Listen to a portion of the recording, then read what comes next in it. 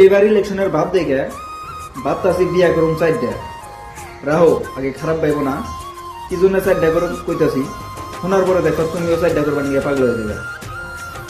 তো প্রথম কথা 4টা করুম এই জন্যই মানে বেশি করলে আবার ইসলামের বাইরে যাবো, নাহলে তো বেশি করতাম, মানে ইসলামের ভিতরে থাকা লাগবো, যাওয়াই হবো। মানে এবার বোর্ডের দাম হয়েছে, একটা করে বোর্ডের দাম হইতেছে তোমার 1000 টাকা করে। আরো 5 বছর পরে যাবো 2000, 10 বছর পরে হবো 3000, 15 বছর পরে হবো 4000, 20 বছর পরে হবো 5000। এখন কথা হলো 4টা বিয়া কি জন্য করুম? 4টা বিয়া এই জন্য করুম, একটার করে 5টা করে পোলানো নেই, বেশি না 5টা করে। 5টা করে পোলানো হলে 4টার করে 4 × 5 = 20 জন পোলানো, ঠিক আছে? তো 20 বছর পরে তো সবটির নাম উঠবো, বোর্ডের নাম উঠবো।